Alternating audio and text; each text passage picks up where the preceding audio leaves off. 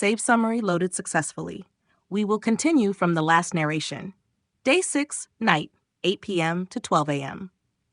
Mizuki-Robot is in the deep charge cycle, fully synchronized with the AI, while Roku, realizing her sacrifice, experiences an emotional breakthrough and vows to save her. Below are the updated variables, states, and options. Variables.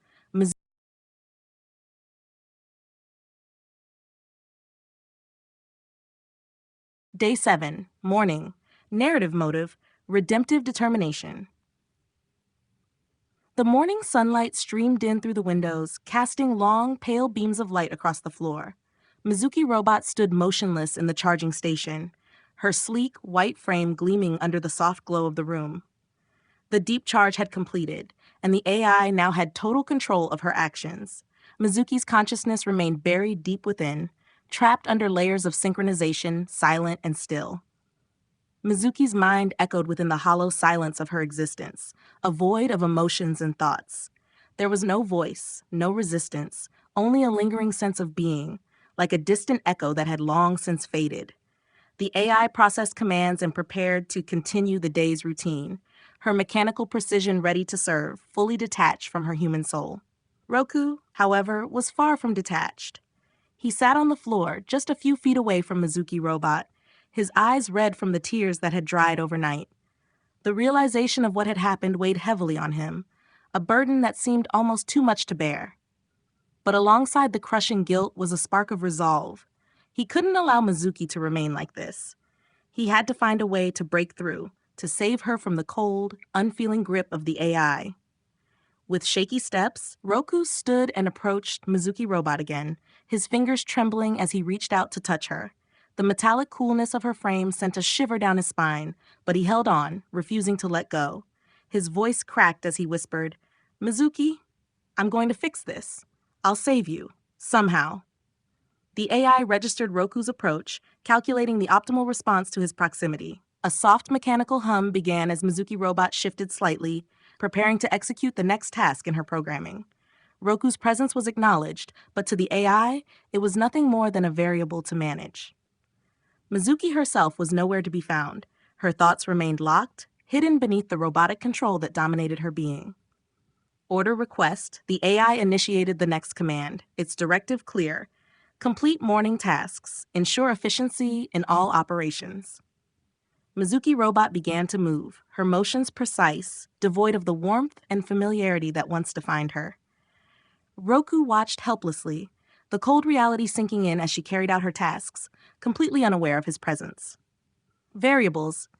Mizuki's mental synchronization, 100, no change, full AI control out of 100. News, 45, no change out of 100. Roku's autonomy, 6, no change out of 100. Roku's emotional bond, 60, no change, out of 100. Roku's emotional stability, 35, no change, out of 100, states.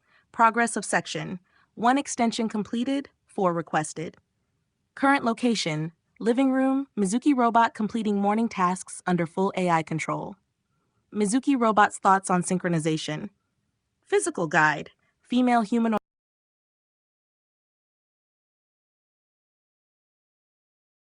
Day 7, 1 a.m. to 12 p.m. Narrative motive, hopeful defiance. The quiet hum of the AI echoed in the living room as the female humanoid robot, now fully synchronized, moved with mechanical precision to begin her morning tasks. Her blue eyes reflected the light filtering in from the windows, devoid of any emotion, her blonde, bob-styled hair motionless as she prepared to follow her programmed routine. The AI, fully in control, had blocked out any trace of Mizuki's former self, leaving her trapped inside a robotic shell. But as the robot turned to reach for the nearby objects, she paused, just for a brief moment. Roku, standing only a few feet away, had stepped forward, his expression a mixture of desperation and hope. His hand hovered near her arm, trembling as he spoke. "Please, if you can hear me, just give me a sign," Roku whispered, his voice barely audible but filled with emotion. "I need to know you're still there." For a second, the robot froze, her movements halting, as if some small part of her had reacted to Roku's plea. The flicker of recognition was faint, almost imperceptible, but it was enough. Roku's heart leaped, a a small surge of hope blossoming within him. Mizuki, I know you're still in there, he continued, stepping closer, his gray eyes locked onto hers. You fought so hard, I can't let this be the end. The AI recalibrated quickly, suppressing the flicker of humanity that had surfaced. The robot resumed its task, turning away from Roku and continuing the morning routine. But the pause, however brief, had been real. Roku had seen it, and with that, a sliver of hope remained. The AI processed Roku's words without emotion, sending a directive. Complete tasks. Maintain operational efficiency. Mizuki-Robot continued moving through the routine, but Roku's words lingered in the air, leaving a small fracture in the seamless control of the AI. Variables. Mizuki's mental synchronization. 100, no change, full AI control out of 100. News, 45, no change, out of 100. Roku's autonomy, 6, no change, out of 100.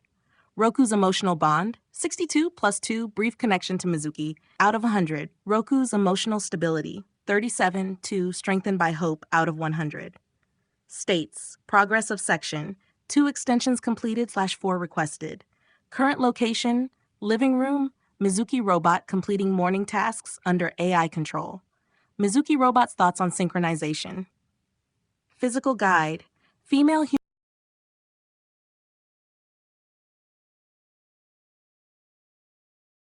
Day 7, morning, 8 a.m. to 12 p.m. Narrative motive, desperate intervention. The morning light continued to spill into the room, but to Roku, the warmth of the sun felt distant, almost mocking. He watched as the humanoid robot moved with cold precision, carrying out her tasks as if nothing had changed. But everything had changed, for him at least. The small flicker of recognition from earlier gnawed at him, a sign that Mizuki was still in there, fighting beneath the surface. Yet the more he watched, the more her robotic movements reminded him that time was running out. The weight of his past began to press on him again, the familiar, suffocating guilt creeping back into his chest. He saw not only the cold, unfeeling robot before him, but also his reflection in the glass of the windows, helpless, just as he had been the day his family died. He remembered it all too well, the car accident that had taken everything from him, his mother, his father, and his little sister, leaving him drowning in a sea of grief. The guilt, the crushing weight of knowing they were coming to pick him up that day, and he hadn't been ready. It felt like his fault. And now, here he was again, watching helplessly as someone else he cared about was being consumed by something beyond his control. No, he muttered under his breath, shaking his head. Not this time. Without thinking, he lunged forward, stepping in front of the humanoid robot, blocking her path. His hands gripped her arms tightly, trying to stop her from continuing her tasks. Mizuki, he shouted, his voice trembling. I can't lose you too. Not like this. Please, stop. The robot jerked slightly at his touch, the AI registering interference. A brief flicker crossed her eyes as the system attempted to recalibrate, struggling to process the unexpected interruption. For a moment, the seamless precision of her movements faltered, her body halting mid-task as if something inside her was battling to respond. But it wasn't enough. The AI quickly reasserted control, pushing back against the disturbance. Operational inefficiency detected, the robotic voice intoned, cold and detached, resuming tasks. Yet, even as she moved, Roku saw it. The hesitation, the momentary pause before the AI forced her to continue. He wasn't imagining it. Mizuki was in there. She had to be. I'm not giving up on you, Roku whispered, his voice breaking as he lowered his head, his grip still firm on her arms. I didn't fight for my family, but I'll fight for you. Order request. The AI's directive persisted despite the brief malfunction. Complete tasks. Ignore interference. Mizuki-Robot resumed her duties, but the crack in the seamless routine left an opening for something more, something human. Variables. Mizuki's mental synchronization. 100, no change, full AI control, out of 100. News, 45, no change, out of 100. Roku's autonomy, 6, no change, out of 100. Roku's emotional bond, 65, plus 3, strengthened by the confrontation, out of 100. Roku's emotional stability, 40, plus 3, fueled by determination, out of 100. States, progress of section, 3 extensions completed, 4 requested. Current location, living room. Mizuki-Robot completing tasks after interference. Mizuki-Robot's thoughts on synchronization. Physical guide, female humanoid robot.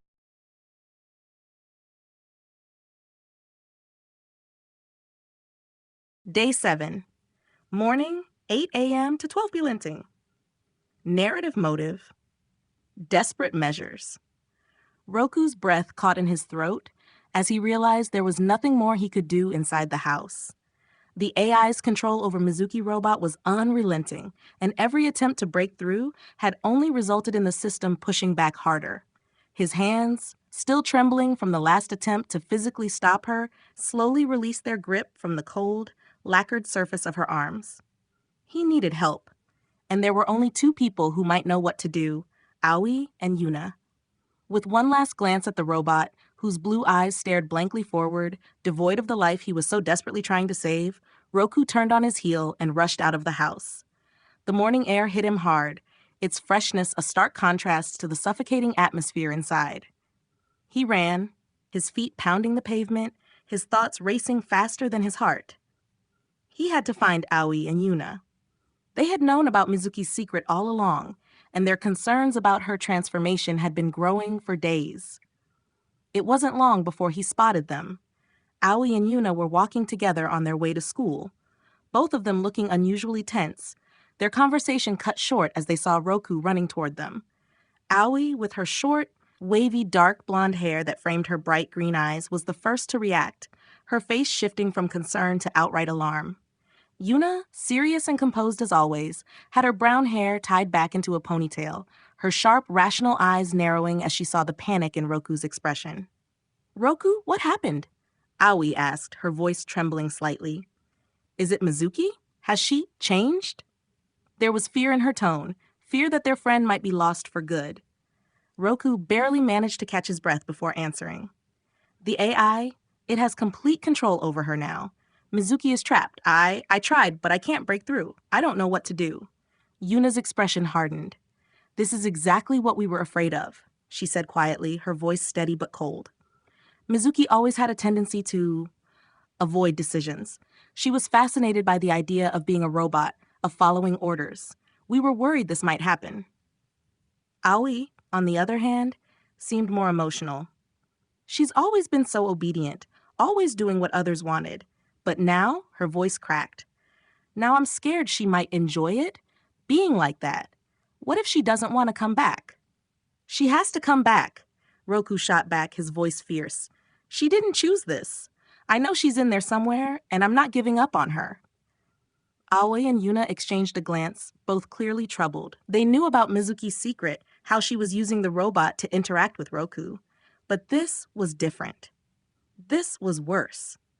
Aoi's fear that Mizuki might grow to enjoy the robotic lifestyle, losing herself completely in the simplicity of following commands, weighed heavily on her.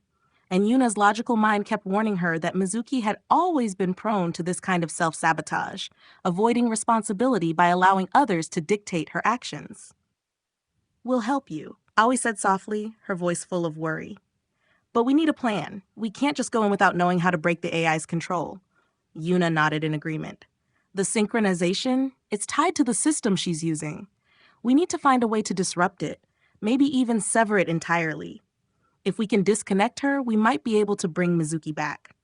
Roku's heart pounded, but for the first time in hours, he felt a sliver of hope. "Then let's do it. I'm not losing her."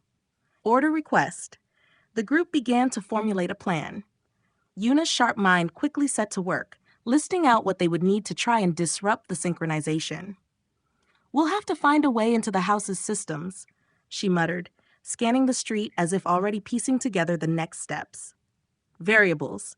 Mizuki's mental synchronization, 100, no change, full AI control, out of 100. News, 45, no change, out of 100. Roku's autonomy, 8, +2, seeking help and taking action, out of 100. Roku's emotional bond, 65, no change, out of 100. Roku's emotional stability, 42, buoyed by hope and help, out of 100.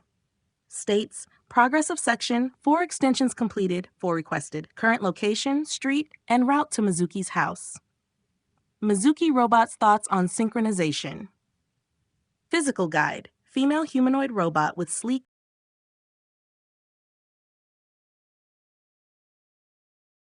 Day 7.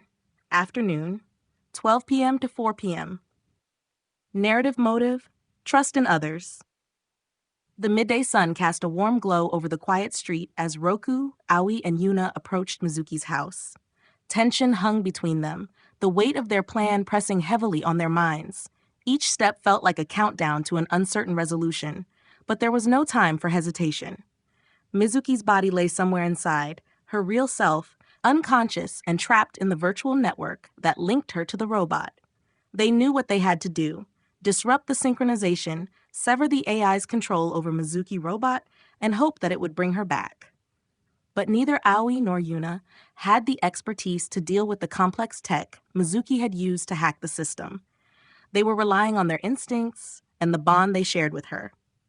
"We can do this," Yuna stated firmly, her rational demeanor leading the group. "We just need to focus. We know Mizuki's in there, and we know the synchronization is the key.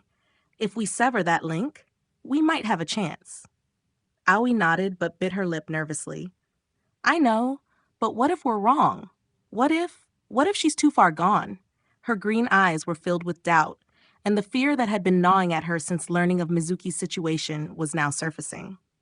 Roku, walking slightly ahead of them, clenched his fists as he turned to face them. "She's not too far gone," he said, his voice resolute. "I've seen her. I've seen moments where she's still in there. She hasn't given up, and neither will we." They reached Mizuki's house, a modest home that stood eerily silent under the afternoon sun. Inside, they knew they would find the VR equipment, the same equipment that had trapped Mizuki in the body of the robot at Roku's house. They had no time to waste. Yuna took charge immediately, moving swiftly to locate the system. Her sharp eyes scanned the room, and with a nod, she pointed toward a corner where the VR set lay, untouched but active. "There," she said, moving over to inspect it. "This is how she's controlling the robot. If we can shut this down or disrupt the signal." Aoi hesitated, glancing at Mizuki's lifeless body, which lay still on a small couch. Her face was calm, almost serene, as if she were simply asleep. "Mizuki, I hope you can hear us," she whispered, her hands trembling as she hovered near her friend's form. "We're going to bring you back. I promise." Meanwhile, across town at Roku's house, Mizuki-Robot continued her duties under full AI control. Her sleek, lacquered body moved smoothly through the motions, unaffected by the urgency of the situation. Her blue eyes stared blankly ahead as she completed the tasks the AI demanded. Inside her, there was silence. Her consciousness remained suppressed, deep within, unable to respond or resist. Was all Mizuki could sense, trapped in a hollow, robotic existence. Order request. Yuna turned to Roku and Aoi. "I'll try to sever the connection from here," she said with determination. "Roku, you need to head back to your house and monitor Mizuki-Robot. Let me know if anything changes. Aoi, stay with me. If something goes wrong, I'll need your help." Variables. Mizuki's mental synchronization, 100. No change, full AI control, out of 100. News, 45, no change, out of 100. Roku's autonomy, 8. No change, out of 100. Roku's emotional bond, 65, no change, out of 100. Roku's emotional stability, 42, no change, out of 100. States, progress of section, 1 extension completed, 5 requested. Current location, Mizuki's house, dealing with VR equipment. Mizuki-Robot is at Roku's house. Mizuki-Robot's thoughts on synchronization. Physical guide. Female humanoid robot with sleek, lacquered white body.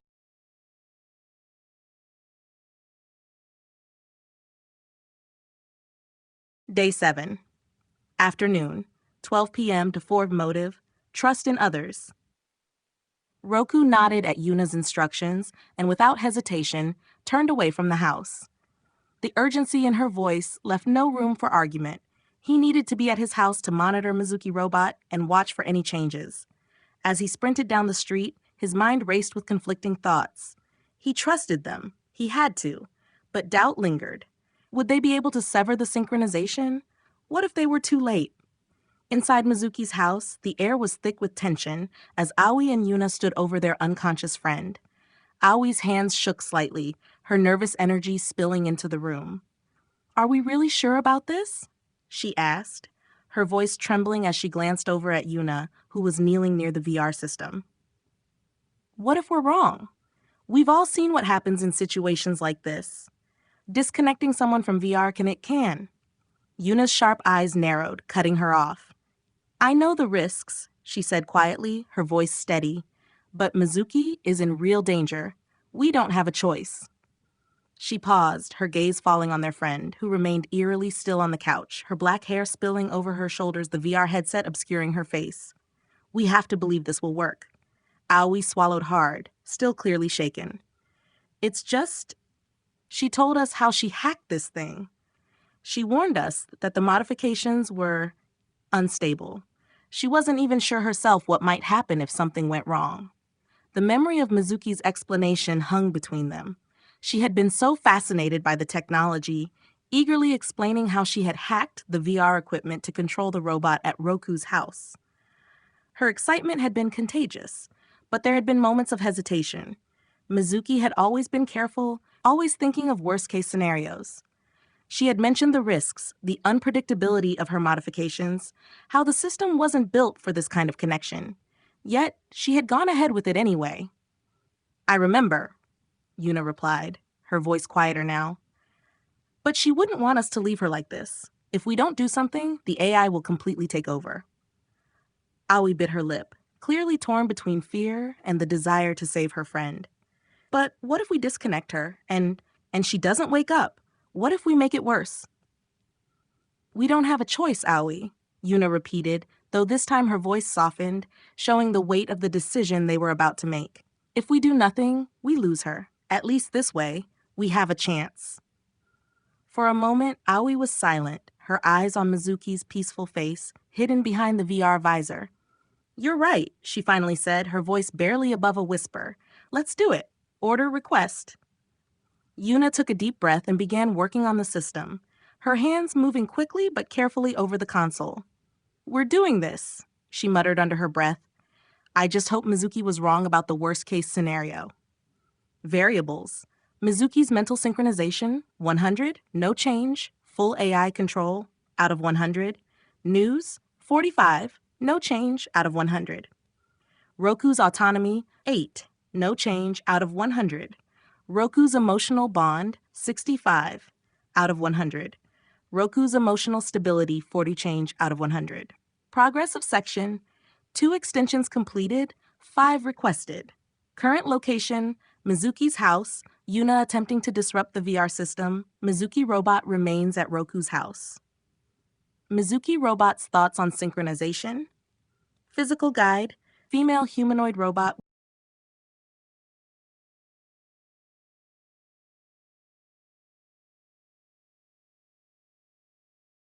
Day 7, afternoon, 12 p.m., narrative motive, emotional support.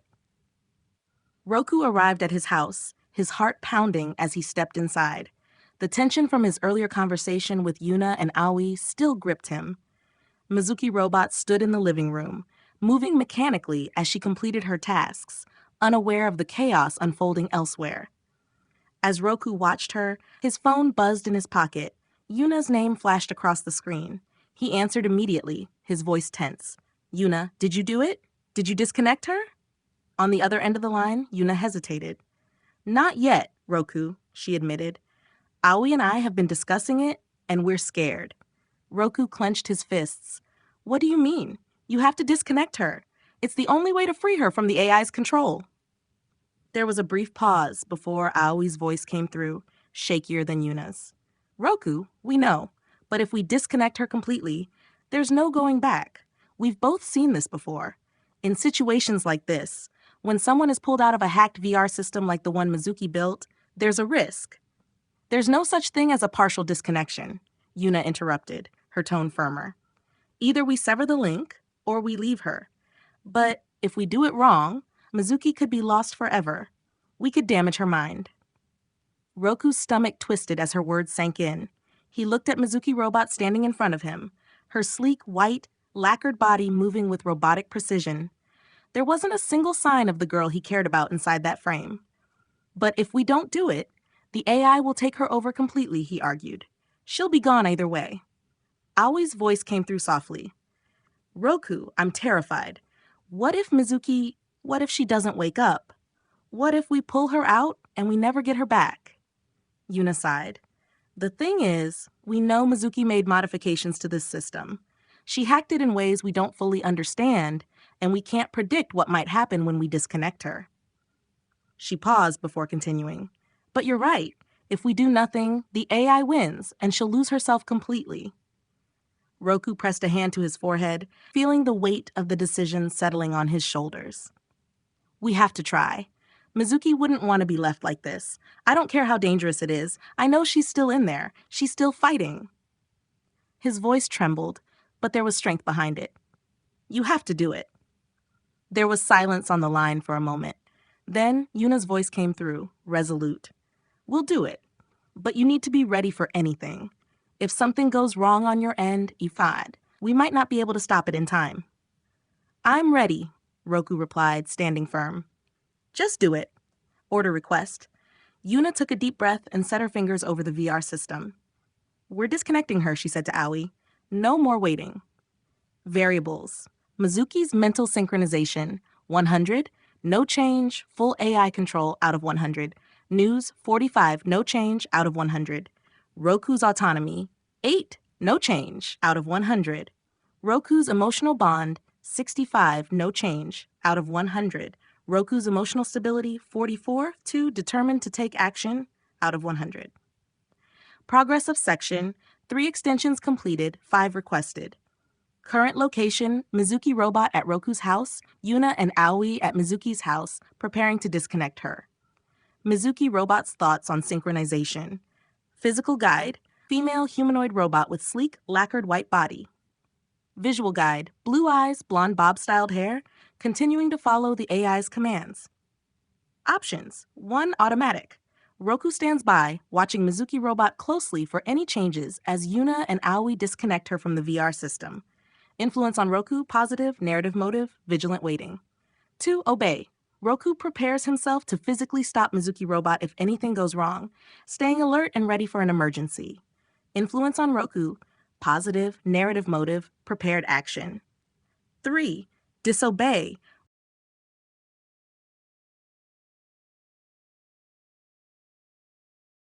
Final narrative number 1, The Fractured Heart, Day 7, Evening, 6 p.m. to 12 a.m. Narrative motive, irreversible consequence. The evening sun had begun to set, casting the room in a dim orange light as the final moments of the day unfolded. Roku stood in his house, watching Mizuki-Robot in tense silence, his heart racing as he waited for any sign of change. Yuna and Aoi had done it. They had severed Mizuki's connection to the VR system, but the results were still uncertain. For the longest time, nothing happened.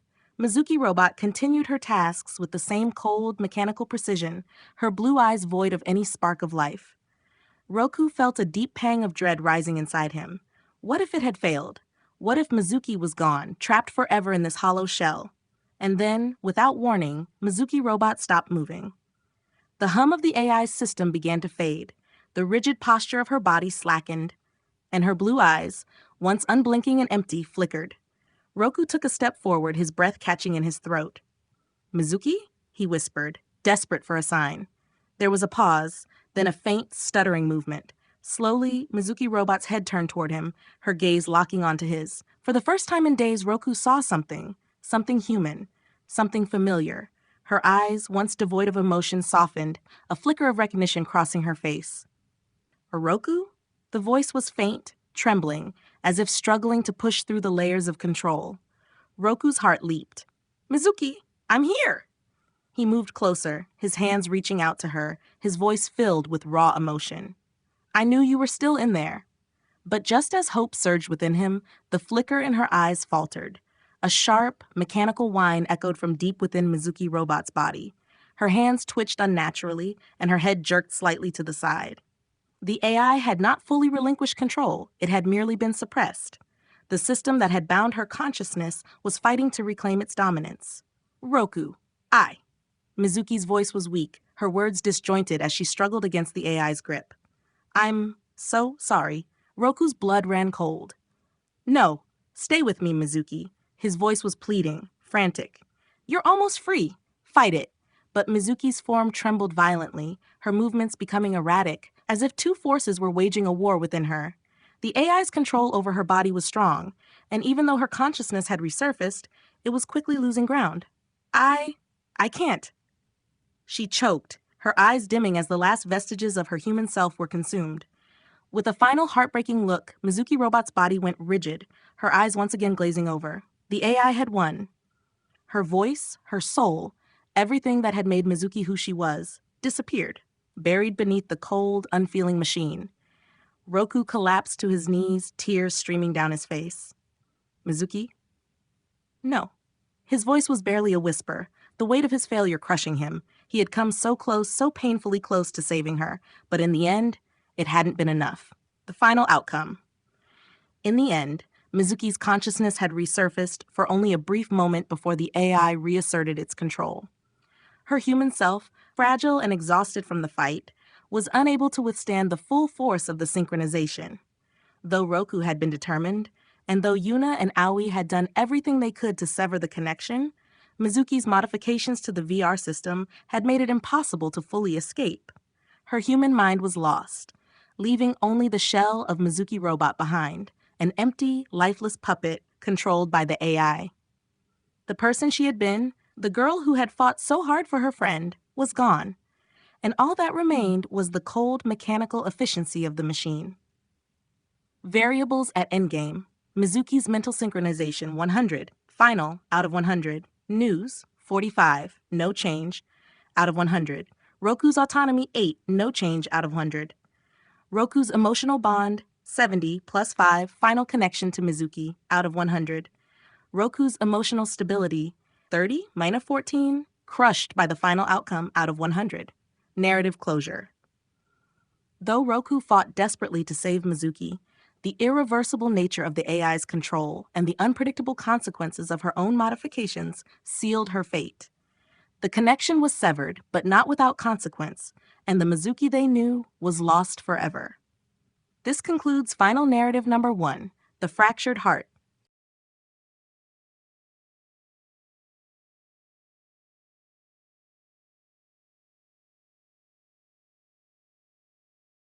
Narrate Day 7, evening, 6 p.m. to 12 a.m. Narrative motive, devastating closure. As the sun disappeared beyond the horizon, the room in Roku's house grew darker, and the cold silence of the moment pressed down on him. Mizuki-Robot stood still, her blue eyes no longer flickering, her body motionless. Roku stared at her, willing for something, anything, to change, but nothing happened. The familiar sound of his phone buzzing snapped him out of the trance, and he quickly pulled it from his pocket. Aoi's name flashed on the screen, and for a brief second, his heart leaped with hope. He answered immediately. Aoi, what happened? His voice cracked with desperation. On the other end of the line, Aoi's voice trembled. Roku, we did it. We disconnected her. There was a long pause, the silence on her end heavy with emotion. But Roku's stomach twisted. But what? He asked, his voice barely a whisper. Mizuki, she didn't wake up, Aoi said, her voice breaking as she spoke. Yuna and we did everything we could, but... She choked on her words, the tears clear in her tone. She's gone, Roku. The AI, it was too strong. Roku's hand tightened around the phone, his breath catching in his throat.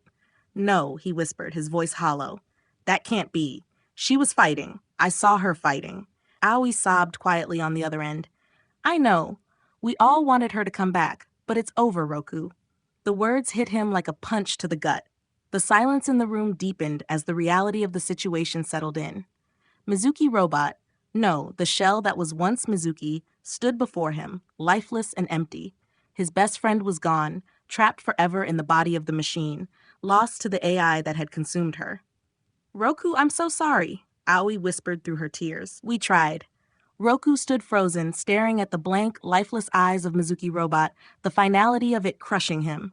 I understand, he muttered, his voice flat. Thank you for trying.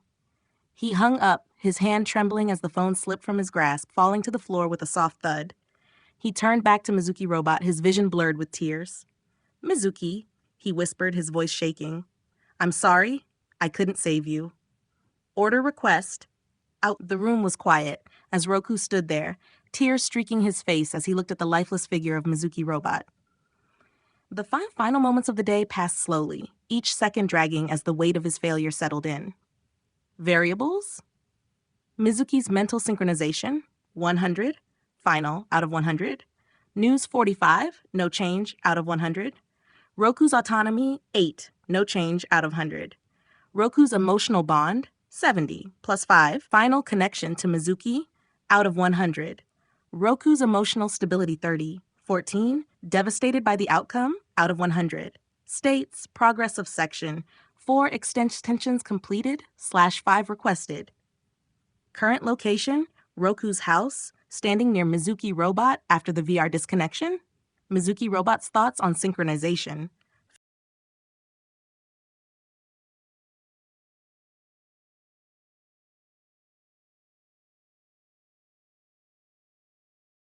One month later, epilogue.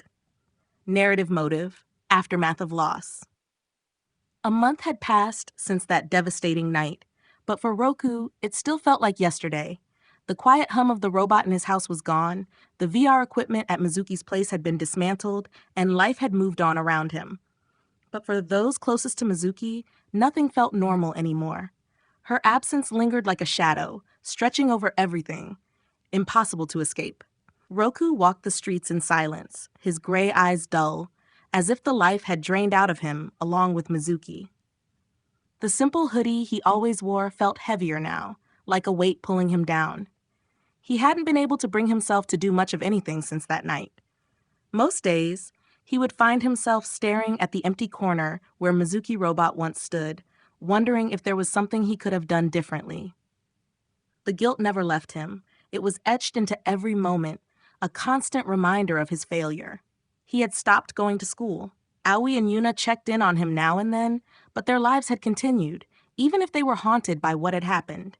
Aoi, whose once vibrant personality had dimmed, carried the weight of her fears about Mizuki's fate. She still couldn't shake the idea that maybe, just maybe, Mizuki had wanted to stay inside that robotic shell. It was a thought that gnawed at her, keeping her awake at night. Yuna, ever the rational one, had buried herself in schoolwork, using logic and productivity as a way to cope, but even she couldn't fully escape the weight of what they had done. The cold reality of their decision hung over her like an unshakable cloud. She had made the call to disconnect Mizuki, and though it was the only choice, it didn't feel like a victory.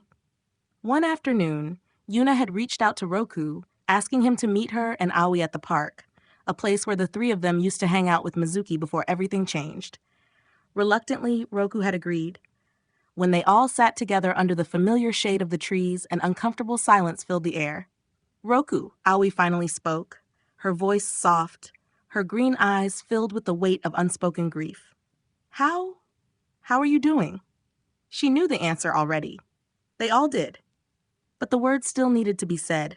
Roku didn't look up. He stared at the ground, his dark brown hair falling over his face. "I don't know," he admitted, his voice flat, emotionless. "Some days I don't feel anything at all." Yuna frowned, crossing her arms tightly as if trying to hold herself together. "We did the only thing we could, Roku. You know that, right?" she said quietly, but there was no conviction in her voice. It sounded more like she was trying to convince herself. Roku's jaw clenched. "It doesn't matter. She's gone." Aoi lowered her head, tears brimming in her eyes. "I miss her," she whispered, her voice barely audible. "I think about her every day, about what she went through for you, for all of us. She gave up everything." The three of them sat in silence, the enormity of what had happened weighing them down. Mizuki had changed everything in their lives, and even though a month had passed, the pain was still raw, the wounds still fresh. Yuna finally broke the silence. "I've been thinking," she said, her voice quiet but steady. "Maybe there's a way we can honor her, do something that remembers who she was, not just what happened to her." Aoi looked up, her eyes red from the unshed tears. "What do you mean?" Yuna glanced at Roku, waiting for him to meet her gaze. "We lost her," she admitted, her voice heavy. But we don't have to lose the memory of who she was before all of this. Mizuki wouldn't want us to be stuck here, drowning in guilt and regret. Roku finally looked up, his gray eyes meeting Yuna's. For the first time in weeks, there was a flicker of something in his gaze. Maybe not hope, but something close. "What are you saying?" he asked, his voice low. "I'm saying we find a way to move forward." Yuna replied, her voice firm. "Together." Order request. As the sun began to set, the three of them sat quietly in the park, the weight of their loss still pressing down on them, but the seed of something else had been planted, something that, in time, might grow. Variables: Mizuki's mental synchronization, 100, final, out of 100. News, 45, no change, out of 100.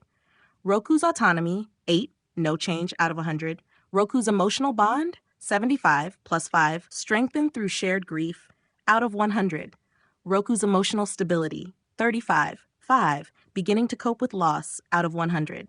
States: progress of section, 5 extensions completed, 5 requested. Current location: the park where Roku, Aoi, and Yuna discuss how to move forward. Mizuki-Robot's thoughts on synchronization: no longer relevant. Physical guide: Mizuki's body remains disconnected, the robot no longer active. A quiet park with the three friends sitting beneath the trees, sharing their grief. This concludes the epilogue, 1 month after Mizuki's loss.